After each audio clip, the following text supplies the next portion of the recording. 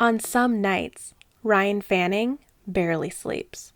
You don't sleep well at night, I'll tell you that. Because you never know what's going to happen when you're not. He means when he's not listening to his daughter's breathing. Her name is Destiny. She suffers with a congenital disorder of the upper respiratory system, a condition affecting 2% of preschool-aged infants.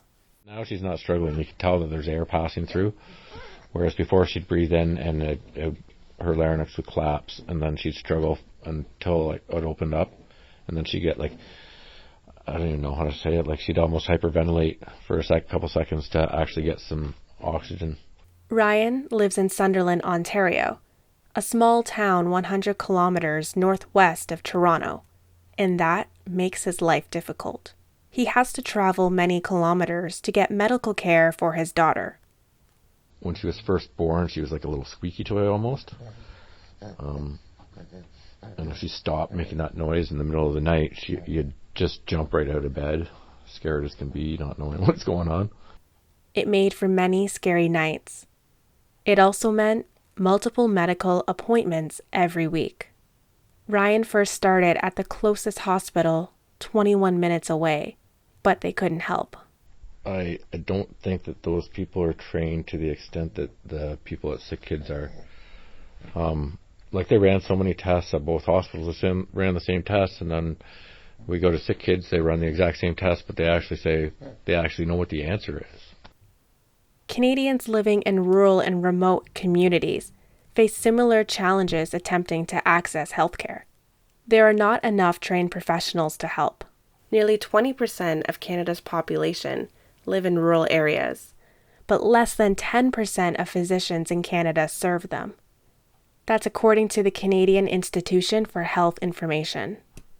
For Ryan, getting the right healthcare for Destiny means traveling to Toronto 2 to 3 times a week for appointments. The trips are expensive and anxiety-ridden. The one time her appointment was 2 hours later than it was supposed to be. They were just running so far behind. And my phone died, and that was I was using Google Maps to get back out of town.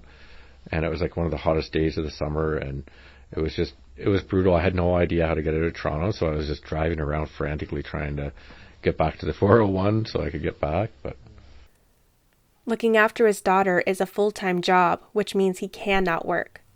He relies on the Ontario Disability Support Program, but he needs more funds to pay for the specific medical needs of his daughter. I don't want to go and work at, say, Tim Hortons or something like that. I need something that can be a career that can, in cases like buying special bottles and all that stuff on top, I work at Tim Hortons, I'm not going to make much more than I do on ODSP, if at all. Ryan says he needs to find work which pays more than minimum wage. It's a catch-22. Living in a remote area may be more affordable, but it means these are the only jobs available to him. The long drives, the lack of sleep, and the worry about medical expenses is taking a toll on him. He looks tired.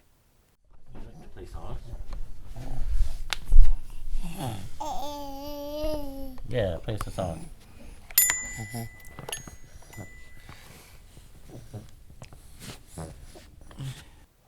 Out of the corner of his eye, Ryan watches his daughter play on the floor. Normally it'd be when she sleeps, you sleep. That's the rule, but yeah, it's not very often that I get rest, and being a diabetic, my body just doesn't turn the sugar into fuel, so I'm pretty tired a lot of the time. But there are bright moments about living in a rural community. He recalls the day the church across the road paid him a visit. The priest approached me there a couple months ago and said, we know you're struggling. If you need anything, just let us know or whatever.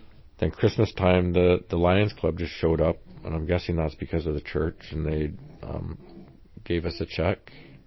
And then the church gave us a Walmart card. And that's what gives him hope about living in a small town with limited access to healthcare. He loves being in a community that cares.